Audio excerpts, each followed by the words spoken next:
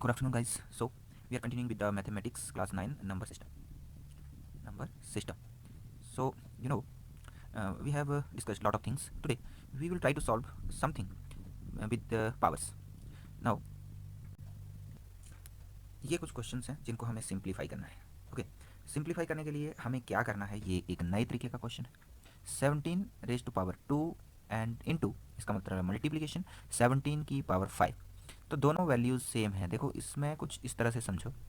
हम पावर को लिखते हैं 17 की पावर 2 का मतलब है 17 इंटू 17 डॉट, मतलब ये भी मल्टीप्लाई है. 17 की पावर 5, 17 को 5 बार 17 से ही मल्टीप्लाई कर देना है. 3 4 5. तो अब अगर ये सिंप्लीफाई करते हैं तो देखो कितने 17 हो जाते हैं. 17, ये 1 2 3 4 5 6 and 7. Now this become 17 raise to power 7. Okay, तो अगर सेम वैल्यू है, उनकी दो अलग अलग पावर दी हैं, उनको मल्टीप्लाई कर दिया है, तो सिंपली पावर्स को जोड़ दिया जाता है. कैसे हुआ? 17 की पावर 2 प्लस 5, सेम वैल्यूज़ हैं दोनों, और दोनों की जो पावर हैं उनको सम कर दिया जाता है. उनको पावर्स को मल्टीप्लाई नहीं किया जाता. कि आप बोलें कि 17 की पावर यहाँ तो 5 टू द 10 होनी चाहिए, तो गलत हो जाएगा. ऐसे देखो 17 की पावर 2 का मतलब होता है दो 17, 17 को दो बार गुणा आपस में, और 17 की पावर 5 का मतलब है आपस में गुणा. तो टोटल कितने हो गए 17? ये हो गए 7. 1 2 3 4 5 6 7. तो 17 की पावर 7. दैट मीन्स कि अगर सेम वैल्यू है, उनकी अलग अलग पावर हैं, तो पावर को जोड़ दिया जाता है. ये याद रखना है, ठीक है. सेकंड, 5 की पावर 2 और उसकी भी पावर 7 है. देखो इसको कैसे कर सकते हैं. अब ये मानो कि 5 की पावर है 2, जिसका क्या मतलब है 25, और 25 की पावर है 7, यानी 25 को 7 बार मल्टीप्लाई है. ठीक है. या आप कैसे कर सकते हैं कि 5 की पावर 2 को 7 बार आपस में गुणा है ना. ऐसे ही है ना. ये वैल्यू है जिसकी पावर 7 है, तो इस वैल्यू को इसी वैल्यू से 7 बार गुणा. तो वैल्यू थी ये 5 की पावर 2, इसको 7 बार गुणा है. 1 2 3 4 5 6 एंड 7. ठीक है. अब कितनी पावर हो गई? सेम वैल्यूज़ हैं और दो दो है. यहाँ हमने सीखा कि पावर्स को सम कर देना है.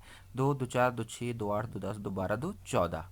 5 की पावर 14 हो गई. तो ये कुछ ऐसे हो रहा है कि इनकी पावर्स को मल्टीप्लाई हुआ है. पावर्स कब मल्टीप्लाई होंगी? जब वो ब्रैकेट के बाहर हैं. ठीक है. लेकिन अगर ऐसे सिंपली मल्टीप्लाई हुआ है तो इनको प्लस कर दिया जाता है पावर्स को. तो दो चीज़ें हमने सीख ली. ठीक है. तो कि जैसे ब्रैकेट के अंदर और बाहर एक ही वैल्यू की दो पावर्स हैं, तो उन पावर्स को एक दूसरे से मल्टीप्लाई कर दिया जाता है ना. सिमिलरली यहाँ पर है, देखो इसको भी कुछ ऐसे करेंगे. 23 की पावर 10 है, यानी 23 को 10 बार गुणा है. 1 2 3 4 5 6 7 8 9 10. ऐसे मान लेते कि मैंने 23 को 10 बार लिख दिया. नीचे कितना है? 23 की पावर 7, यानी 23 को 7 बार गुणा. 1 2 3 4 5 6 7. अभी 7 बार 23 से 1 2 3 4 5 6 7 23 कट जाते हैं. कितने रह गए? 1 2 3. कितना रह गया? 23 की पावर 3. तो जब गुणा करती बार घातों को जमा किया गया, पावर्स को सम किया गया at the time of multiplication, तो यहाँ पर जब डिवाइड किया है तो पावर्स को क्या किया गया? देखो पावर्स यहाँ माइनस हो गई हैं. इसका मतलब होता है कि 23 रेज टू पावर 10 माइनस 7, यहाँ से 23 की पावर 3 आ जाता है. तो देखिए कैसे और कर, क्या चीज़ है यहाँ पे जो आपको समझनी है कि जब पावर ऊपर है, ये तो है 23 की पावर 10, और जब नीचे वाली वैल्यूज़ को अगर ऊपर लाना हो तो इसको मल्टीप्लाई कर सकते हैं 23 रेज टू पावर माइनस 7. ठीक है. तब भी सेम ही बात है.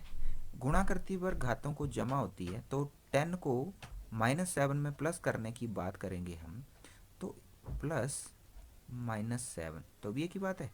23 की पावर 10 माइनस 7 इज इक्वल टू 23 की पावर 3.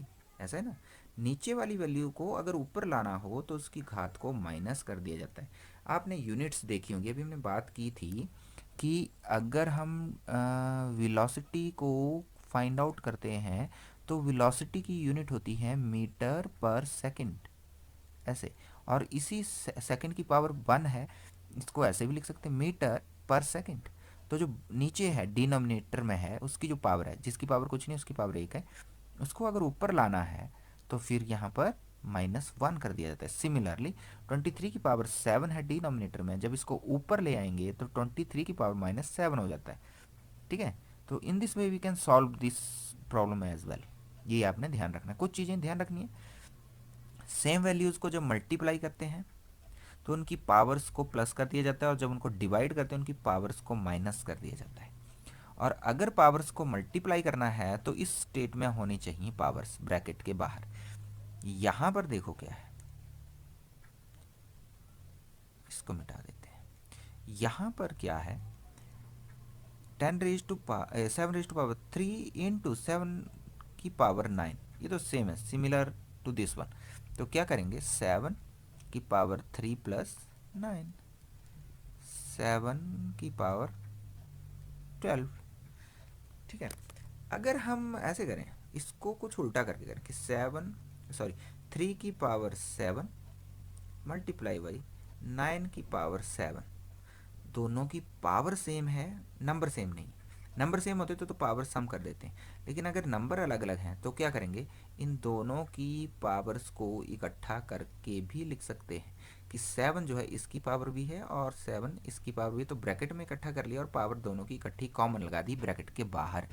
ये जनरली हम करते हैं, जैसे हमारे पास है 5 + 25, है ना, इसको 5 को ब्रैकेट के बाहर ले लूँ और 1 + 5 कर दूँ, है ना, इस 5 में से ये बाहर ले लिए, यहाँ 1 बचा, इस 25 में से 5 बाहर ले लिए, इधर 5 बचा, 5 5 से 25।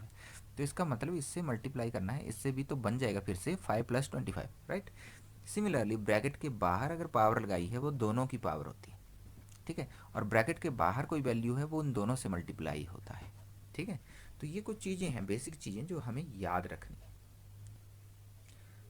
सो guys we have some new problems, 1 2 3 4, ये हम सॉल्व करेंगे, लेकिन उससे पहले आप लोग इसको सॉल्व करोगे। आई जस्ट वांट टू सी कि आपका आईक्यू कितना वर्क करता है यहाँ पे, और आप इसको कितना सॉल्व कर सकते हो। ठीक है, मुझे वही देखना है, आपने वही अपने अंदर देखने का प्रयास करना है कि हम इन क्वेश्चंस को कैसे समझे हैं और इनको कैसे सॉल्व कर सकते हैं। जो अभी तक की नॉलेज हमने गेन की, उस नॉलेज के आधार पर क्या आप इसको सॉल्व कर पाते हो। अगर कर पाते हो तो 100% आपका दिमाग काम कर रहा है। नहीं भी कर पाते तो कोई प्रॉब्लम नहीं है, कई बारी समझ नहीं आता कि इसको कैसे करना है, लेकिन जितनी नॉलेज अभी तक आपने ली उसके बेस पर इन प्रॉब्लम्स को सॉल्व करने की कोशिश करो। ठीक है, काफ़ी है इतना। Okay, thank you.